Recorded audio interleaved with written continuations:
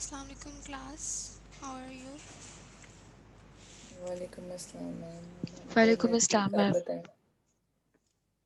का शुक्र।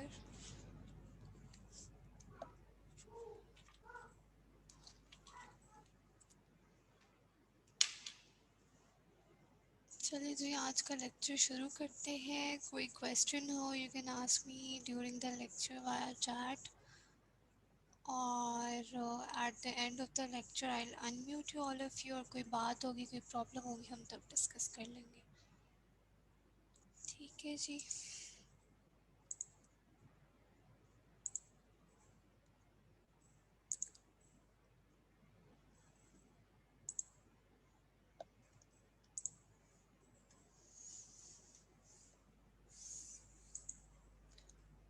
So today's topic is wound healing. Wound healing is a process that involves both epithelial regeneration and the formation of connective tissue scar, and is thus illustrative of the general principles that apply to healing in all tissues. So there is regeneration and formation of connective tissue scar. There are two types of wound healing based upon the nature and size of the wound. It can be by the first intention or primary wound healing, or via second intention or secondary wound healing. Healing by first intention. When injury involves only the epithelial layer, the principal mechanism of repair is epithelial regeneration, and that is also known as primary union or healing by first intention. So basically, it is involving epithelial regeneration.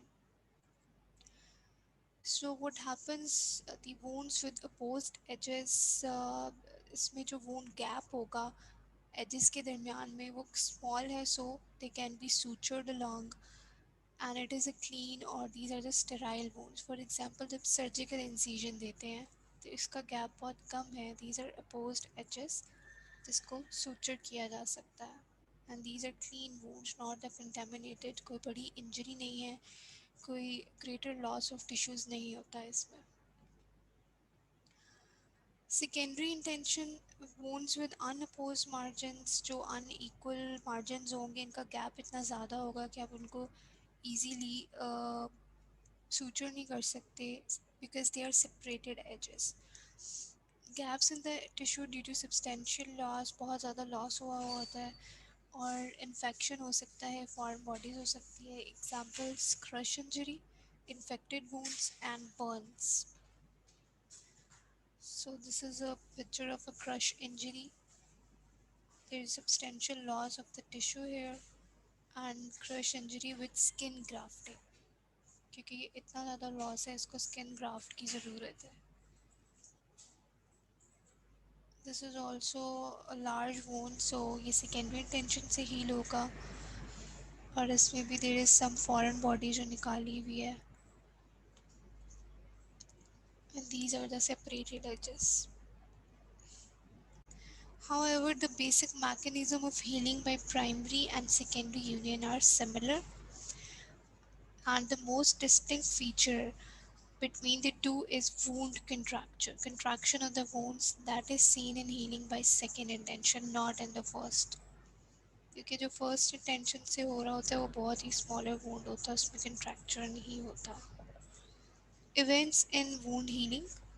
Step by step blood clot formation होती है immediately, then neutrophil migration शुरू हो जाती है with in 24 hours, proliferation of epithelia at the edge, and the position of basement membrane within 24 to 48 hours. Scab formation that occurs within 24 hours. Scab is a tissue covering in the form of thin crust. Macrophage entry on the third day. Granulation tissue formation on fifth day. Collagen deposition fifth day से 2 weeks में होगी. And wound strengthening, it may take months depending upon the depth of the wound, site of the wound. सो जो blood clot बनता है उसमें क्या होता है, wounding causes the rapid activation of coagulation pathway, क्योंकि ब्लीडिंग को स्टॉप करने के लिए सबसे पहले ब्लड क्लॉट बनेगा on the wound surface. Clot contains intact red cells. Red cells are entrapped here, and the clot contains fibrin, fibronectin, and complement components.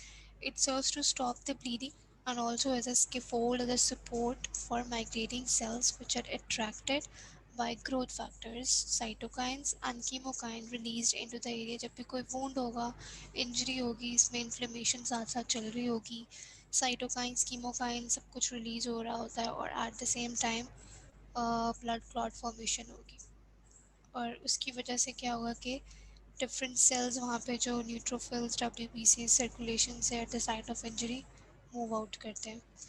Dehydration occurs at the external surface of the clot, forming a scab, a thin crust that covers the wound. और बाद में ये जो crust होती है, it moves away. Neutrophils. Within 24 hours, neutrophils appear at the margins of the incision and they release proteolytic enzymes that clean out the debris and invading bacteria. इसका role हम inflammation में ऑलरेडी पढ़ चुके हैं कि neutrophils आएंगे और उन्हें फेगोसाइटोसिस करवाना होता है. उसमें हेल्प करेगा in engulfing the pathogen and the dead tissue, necrotic tissue known as debris here.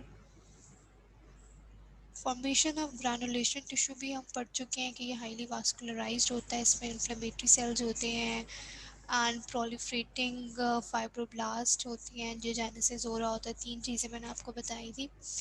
So this is the hallmark of the tissue repair. The proliferating fibroblast vascular endothelial cells which occurs in the first 24 to 72 hours of the repair process, and the term derives from its pink, soft, granular appearance on the surface of the wound. इसमें angiogenesis और ईसाइटिस मैंने बता दिया. तीन features हमेशा याद रखने हैं इसके कि इसमें फाइब्रोब्लास्ट प्रोलिफरेशन होती है, इन्फ्लेमेटरी सेल्स भी होंगे और एंजियोजेनेसिस भी हो रहा होता है. सो एंजियोजेनेसिस की वजह से न्यू वेसल्स हैं, they are leaky along the passage of the plasma proteins and fluid into extravascular space. Oedema होता है जहाँ ग्रैनुलेशन टिश्यू होता है. This tissue progressively invades the incision space क्योंकि उसने स्पेस को फिल करना होता है. By 5 to 7 days, it fills the wound area and neovascularization is maximal. This is how granulation tissue looks like. It's pinkish granular on the wound surface और ये सारा angiogenesis की वजह से pink नज़र आ रहा है. Accumulation of collagen by second week. Leukocytes कम हो जाएंगे, एडीमा कम हो जाएगा, वास्कुलर चैनल रिग्रेस कर जाएंगे. जो इसमें मेन चीज़ है that is collagen. Progressive blanching that is whitening of the skin due to decrease blood supply. जब स्किन को ब्लड सप्लाई नहीं मिलती तो वो पेल या वाइट होना शुरू हो जाती है और इसमें एंजियोजेनेसिस रिग्रेस हो चुका है, so there will be progressive blanching. Progressive accumulation of collagen that is scarring, वो भी हम पढ़ चुके हैं कि सेलुलर कनेक्टिव टिश्यू, इसमें कोई इन्फ्लेमेटरी सेल्स नहीं होते. जब स्कारिंग हो जाती है इन्फ्लेमेटरी सेल्स सारे फेगोसाइटोज्ड हो जाते हैं. There is complete epithelisation of surface and absence of adnexal structure. Adnexal structures क्या होंगे? स्किन में स्किन अपेंडेजेस होती हैं, लाइक हेयर है, ग्लैंड है. जहाँ पे स्कारिंग होती है वहाँ पे कोई हेयर और स्वेट ग्लैंड सब कुछ they have been lost from the side. Progressive increase in the tensile strength of the wound. जैसे कोलेजन ज़्यादा होता जाएगा, स्कारिंग होती जाएगी तो वो उसकी स्ट्रेंथ को इंक्रीज करेगा. हीलिंग बाय सेकेंडरी यूनियन और बाय सेकेंडरी इंटेंशन. इसमें लार्ज टिश्यू लॉस है, more intense inflammatory reaction, more granulation tissue required to fill in the gap, more fibrosis, more collagen deposition, and there is a formation of substantial large scar. Wound contracture. Wound contracture is basically the contraction of the wound, which is a healing response that functions to decrease the size of the tissue defect, and subsequently it decreases the amount of damaged tissue that needs repair. And this response involves myofibroblasts that are located in currently existing fibers and wound margins में present होते हैं. सो myofibroblast में myosin होगा और वो contraction करवाएगा, और जो एपिडर्मिस बनेगा that will be thin, epidermis is the और top most layer of the skin, और उसके नीचे होती है डर्मिस। वूंड स्ट्रेंथ कितनी अटेन हो जाती है? At the end of first week of wound healing 10% of the strength of unwounded skin is attained, and by the third month 70 to 80% of strength of the unwounded skin is attained. Complications of cutaneous wound healing may arise from abnormalities in basic components. क्या abnormalities हो सकती हैं? If there is deficient scar formation, or if there is excess of repair components, और excessive contracture से deformities हो सकती हैं. Deficient scar formation, inadequate formation of granulation tissue होगा, या assembly of scar may result in dehiscence and ulceration. Dehiscence or rupture of a wound, although not common, occurs most frequently after abdominal surgery due to increased abdominal pressure. जो है laparotomy होती है जिसमें आप abdominal large abdominal incision देते हैं, पूरा abdomen खुल जाता है, ठीक है। अगर कफ हो, वॉमिटिंग हो, स्ट्रेन पड़ रहा हो, तो उसमें क्या होगा, सूचर्स खुल जाते हैं और सारा रप्चर ऑफ अ वुंड हो जाता है, that is the dehiscence. Wounds can ulcerate because of inadequate vascularization during healing. For example, lower extremity wounds in individuals with atherosclerotic peripheral vascular disease, ये typically ulcerate कर जाते हैं lower extremity पे, foot पे. Non-healing wounds also form in the areas which are devoid of sensations.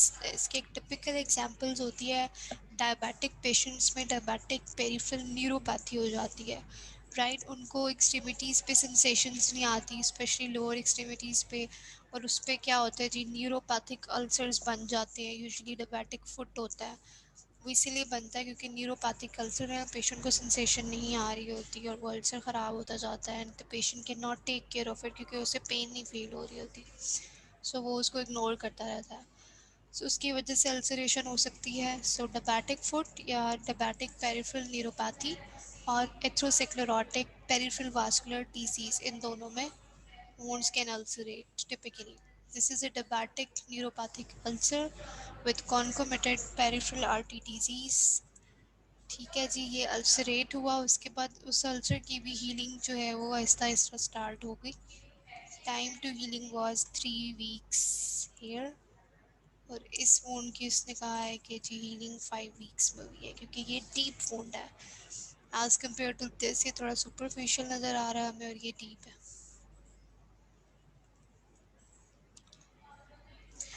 Access of the repair components, अगर fibrosis ज़्यादा होगा तो इसमें हाइपरट्रॉफिक स्कार बन सकता है। केलॉइड्स क्या होते हैं हम देखते हैं।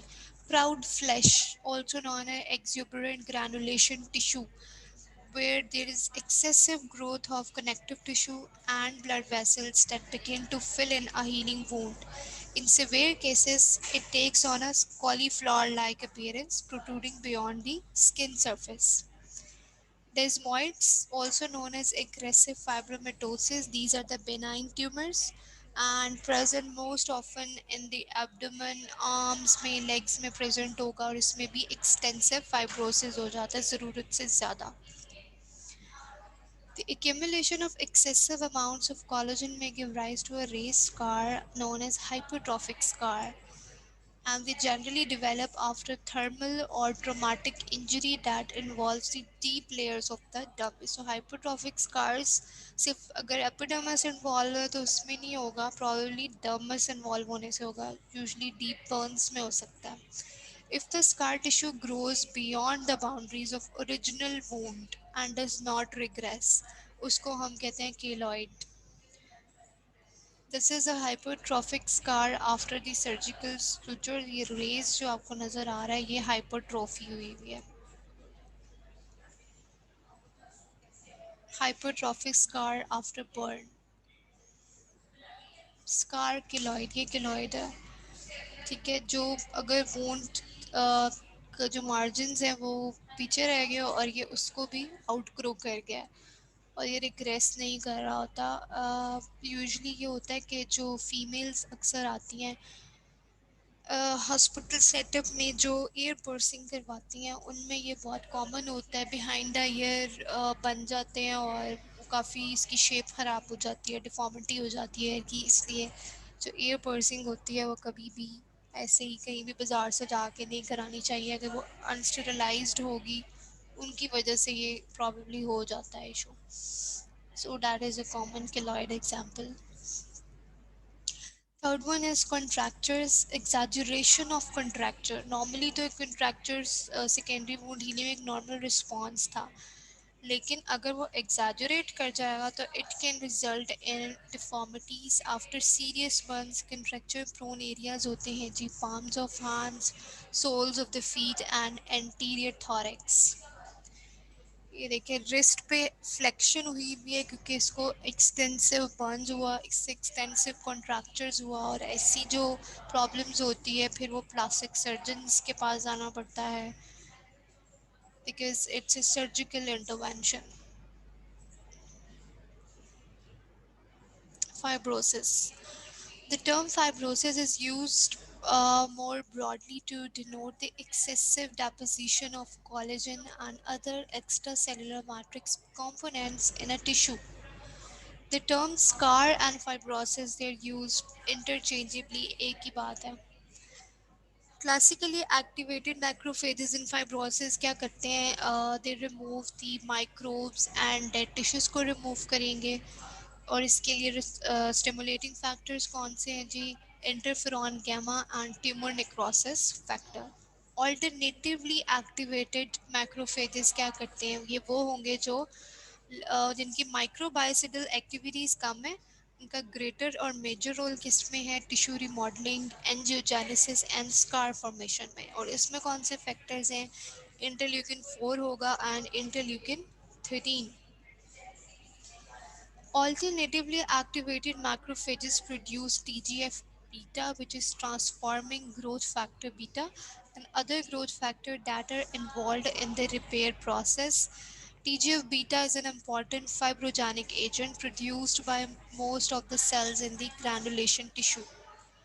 Causes fibroblast migration and proliferation, increased synthesis of collagen and fibronectin, and decreased degradation of ECM due to inhibition of metalloproteinases. Metalloproteinases वो थे जो matrix and non matrix proteins को डिग्रेड करते हैं, एक्स्ट्रा सेलुलर मैट्रिक्स की degradation करते हैं, but that is decreased by the collagen and fibronectin synthesis. Fibrotic disorders, जिसमें एक्सेसिव फाइब्रोसिस हो रहा होता है, जो पैथोलॉजिकल कंडीशंस होती हैं, liver cirrhosis, chronic liver disease से लिवर सिरोसिस हो जाता है, scarring and fibrosis of the liver, systemic sclerosis also known as systemic scleroderma. It is an autoimmune rheumatic disease that is characterized by excessive fibrosis in skin में and in the internal organs as well. इसमें kidneys etcetera involve होती हैं. फाइब्रोजिंग diseases of the lungs, idiopathic pulmonary fibrosis है, unknown cause है. Pneumoconiosis होता है, इसमें it is an interstitial lung disease and it is caused by breathing in certain kinds of dust particle that damage the lungs. So occupational fibrosis कहते हैं इसको हम. Drug और रेडिएशन इंड्यूस्ड पल्मोनरी फाइब्रोसिस भी हो सकता है. इसके अलावा जी क्रॉनिक पैंक्रेटाइटिस है, उसमें भी पैंक्रियास का फाइब्रोसिस होगा. ग्लोमेरुलोनेफ्राइटिस में हो सकता है ग्लोमेरुलाई का. कंस्ट्रक्टिव पेरिकार्डाइटिस के अंदर पेरिकार्डियम ऑफ द हार्ट, इसका फाइब्रोसिस हो सकता है.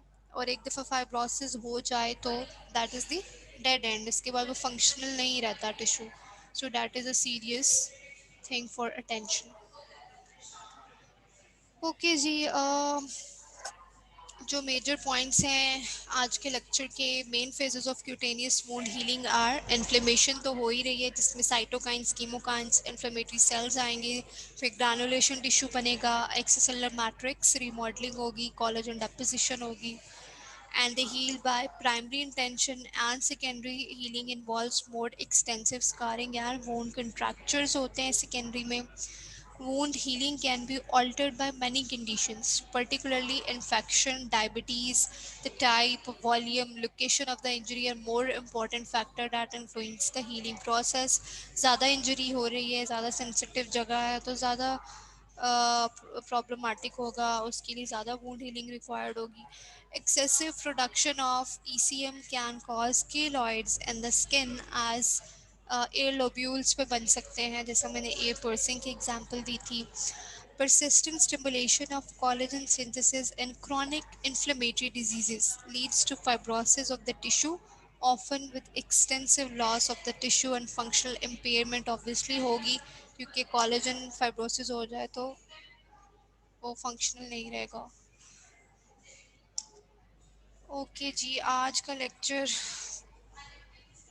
इतना ही था and we are done with today's lecture.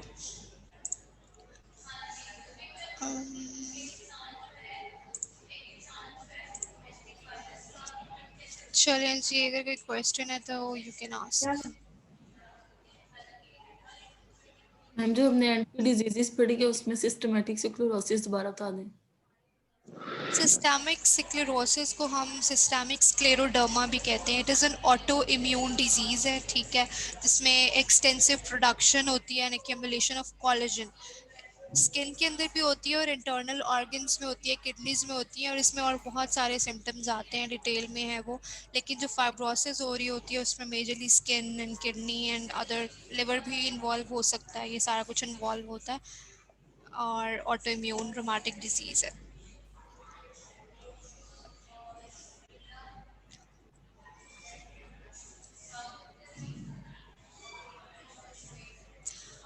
अच्छा, ड्यूरिंग द लेक्चर आप लोगों को आवाज़ सही आ रही थी मेरी?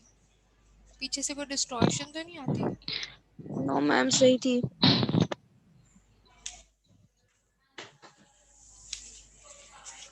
अच्छा,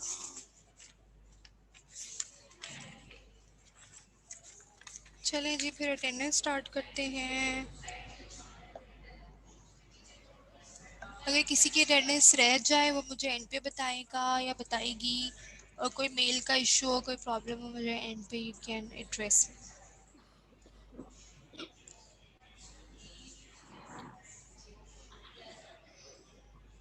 नहीं, ऑन कैंपस हमारी तो कोई क्लास नहीं हो रही जो मुझे मिली हुई है एटलीस्ट. अभी तक तो कोई सीन नहीं है ऐसा.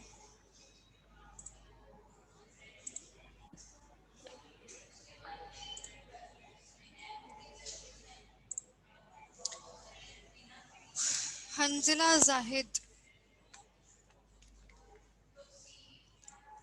हंजिला जाहिद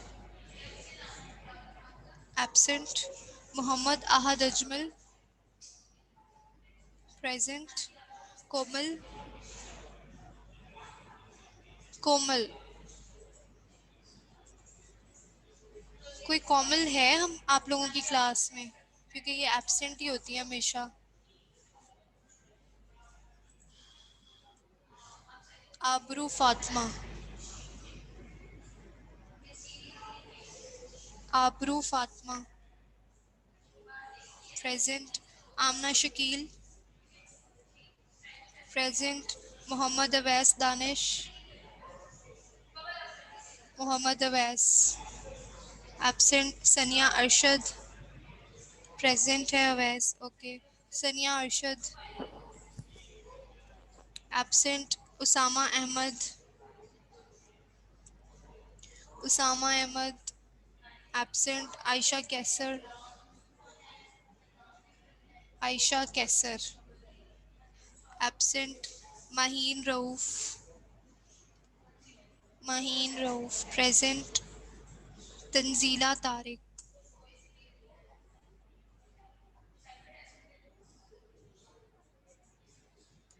तंजीला प्रेजेंट. बीनिश मजीद.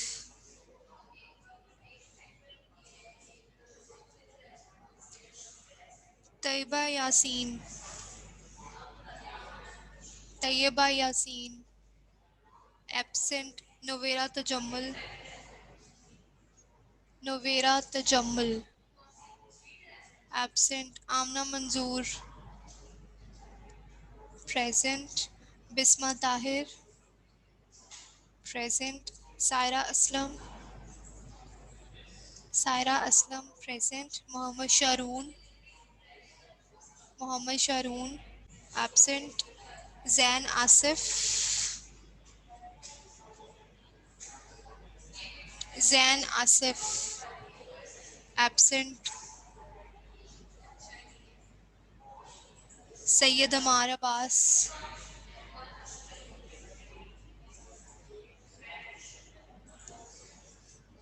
Sayyid Amar Abbas, absent. Nurulain Fatima,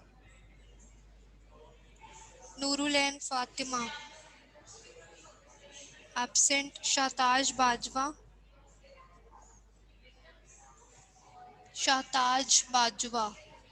absent. Kiran Mustafa, present. Misbah Niazi, present. Varda Liaquat,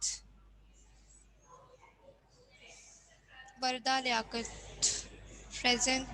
Shahryar, present. Azka ईमान ये भी कभी प्रेजेंट नहीं हुई, पता नहीं है या नहीं. Maria Haroon, absent. Nimra Khan, present. Fatina Zubair, present. Mohammad Taimur Ali, absent. Mohammad Aun Aun नहीं, ये है Mohammad Ali.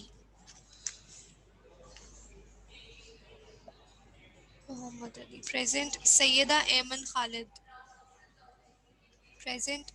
Amina Waheed, present. Amina Waheed, absent. Mariam Abbas, present. Saman Javed, present. Iqra Tabassum, present. Syed Mohammad Hasan,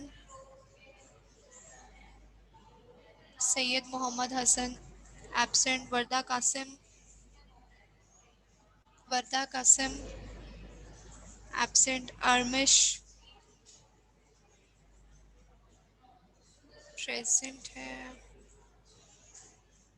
नायाब फातिमा,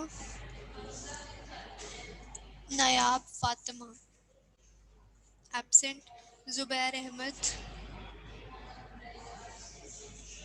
प्रेजेंट. आयशा जाहिद, प्रेजेंट. मनाल फातिमा, ये भी हमेशा एब्सेंट है. Manahil Gul, present. Iqra Jameel,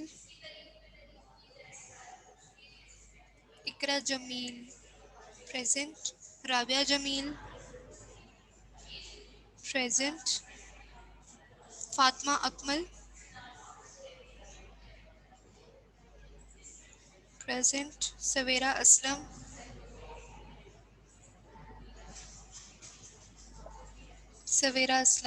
absent. Abdul Razzaq, present. Mubeena Abdul Hafeez, absent. Areej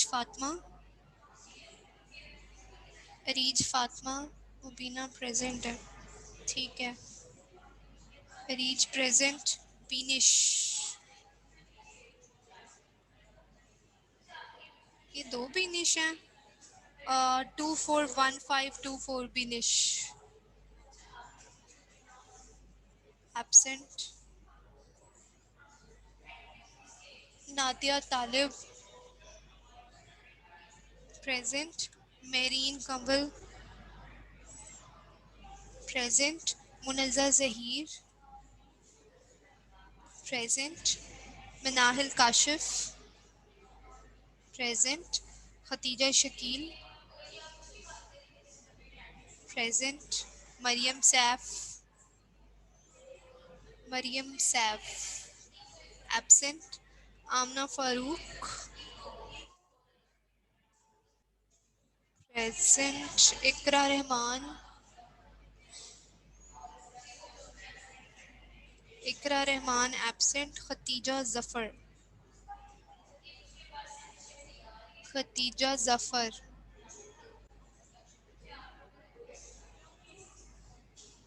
present. Razia Naeem Akhtar, Razia Naeem Akhtar absent. Rawan Nadeem Khan present.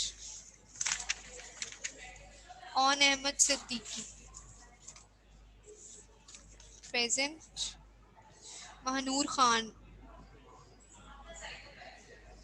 Mahnoor Khan 2099 absent. Fiza Naveed, Fiza Naveed absent. Zahid Hussain,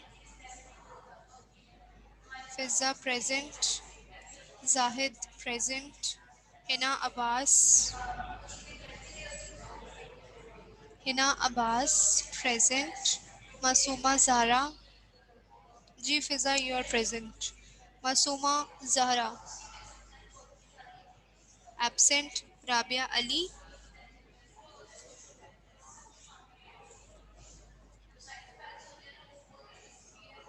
Rabia Ali absent. Ushna Nassar, Ushna है present. Noor Fatima, Zahid your mark present. Rabia Ali and Noor Fatima, ठीक है राबिया प्रेजेंट है, नूर फातिमा प्रेजेंट। तूबा साबिर 01 नहीं ये है नूर फातिमा 2136,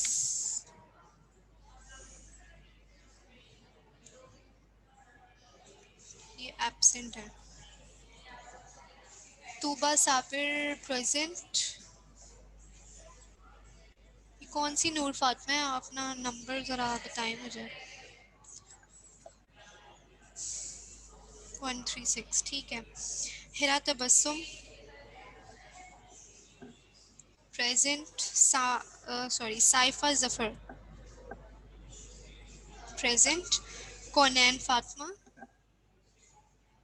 कोनैन फातिमा, कोनैन फातिमा एब्सेंट। सोबिया मंसूर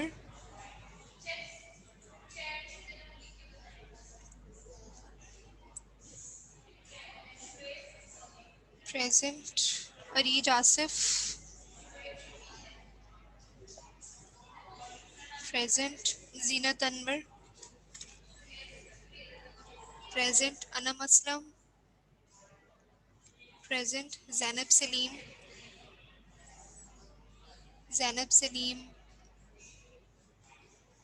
जैनब सलीम एब्सेंट। आयजा राशिद, अच्छा जैनब प्रेजेंट है। Ayza Rashid present. Ayesha Jamshed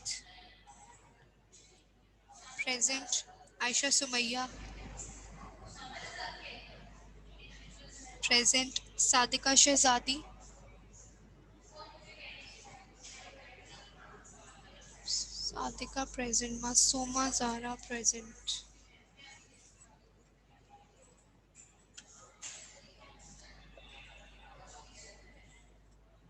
रगीज़ा Anam,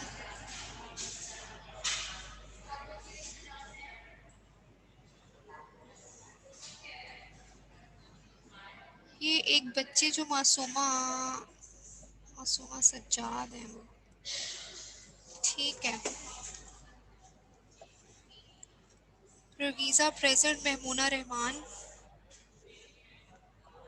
Mahmuna Rahman present. Nimra Naureen,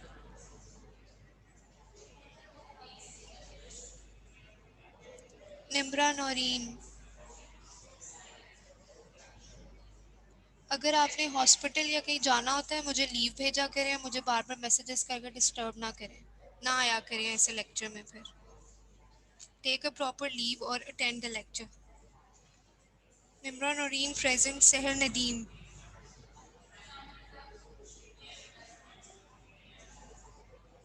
Ayesha Imtiaz,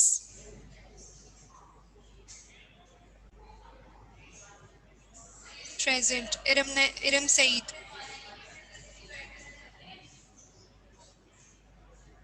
Iram Saeed, present, Iman Dilshad, present, Sara Anwar, present, Maham Zahid, present, Seemab but,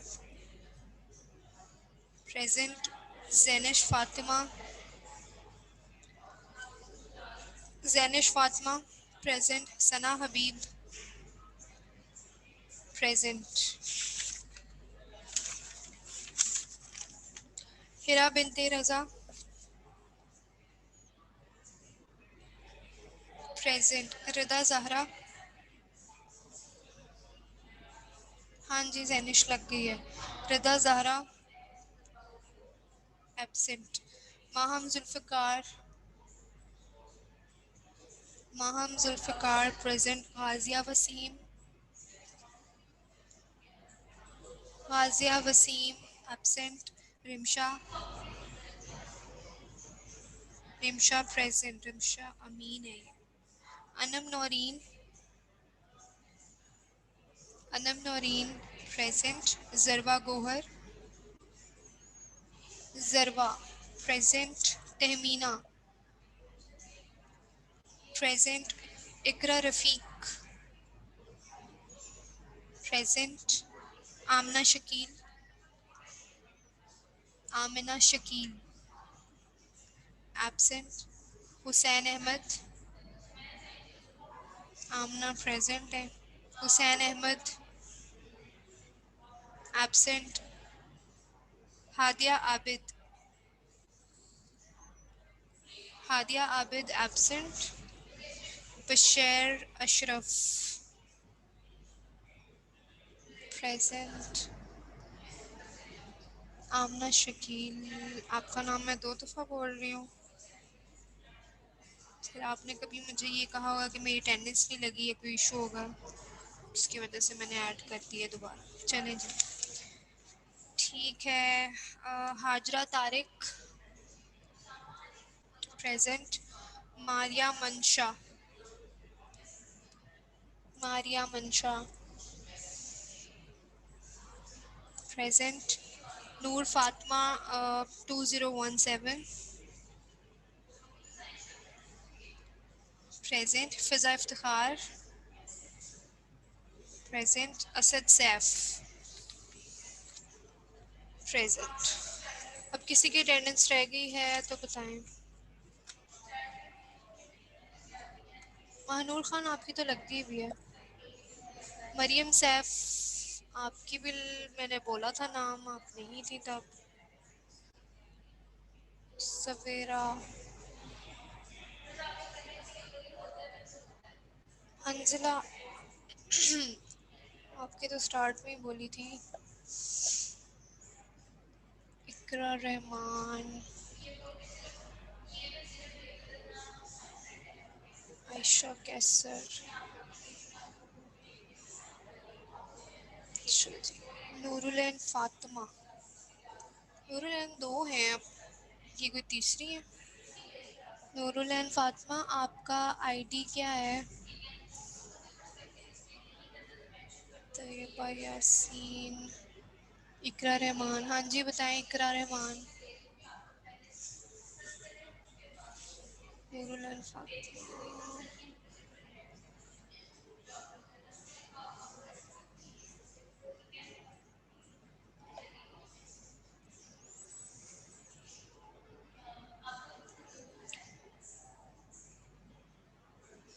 अच्छा जिनकी अटेंडेंस नहीं लगी, मरियम सैफ, सवेरा असलम, हंजला जाहिद, इकरा रहमान, आयशा कैसर, नूरुलैन फातिमा, तैयबा यासीन, हादिया आबिद, और कोई है?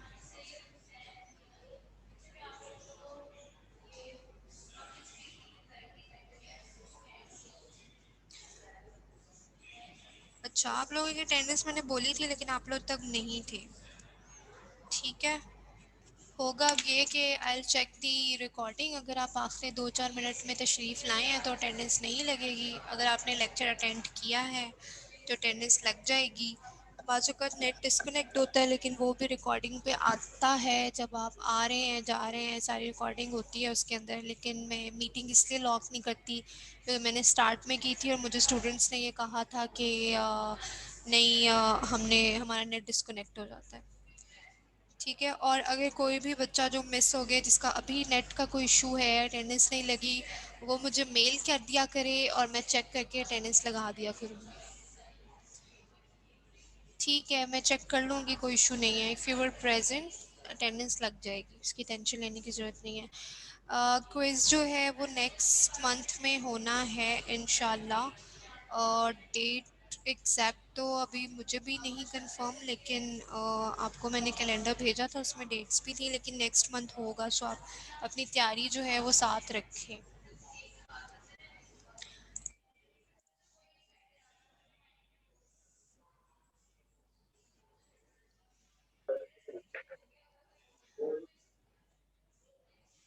हाँ, मैं आपको बता दूंगी, मिड्स की भी तो आपने तैयारी करनी है ना।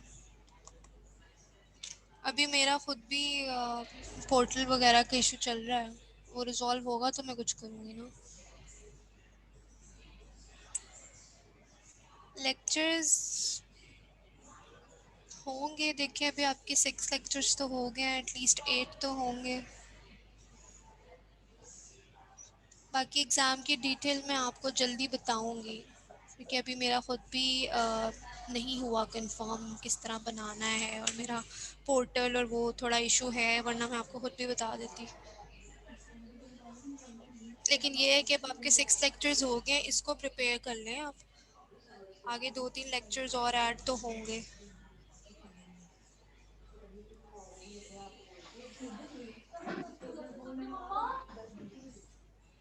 ऑनलाइन नहीं, वाइवा बेस अभी तक तो नहीं है, इरादा तो यही है कि एमसीक्यूज होंगे, और वो किस तरह मैनेज होगा इसकी कंप्लीट इन्फॉर्मेशन तो टू बी ऑनेस्ट मुझे भी नहीं है, but I will let you know. MCQs होंगे और एससीक्यूज 1 या 2 होंगे, बीच में एक तो ज़रूर होगा।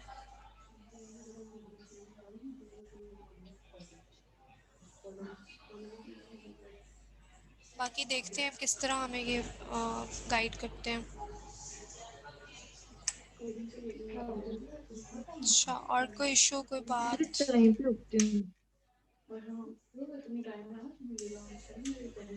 इजी दीजिएगा, पढ़ना तो आपको पड़ेगा जैसा भी होगा। पेपर जो होता है वो बहुत मुश्किल भी नहीं होता, बहुत इजी भी नहीं होता। ठीक है, आपकी तैयारी पे है, तैयारी होगी तो इजी भी लगेगा।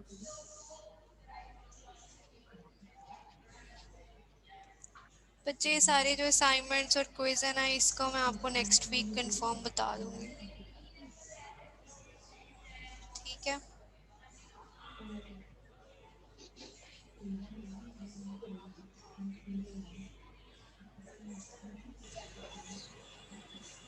चलें जी, और कोई इशू है तो? किसी को मेल का प्रॉब्लम तो नहीं है आप इस सेक्शन में?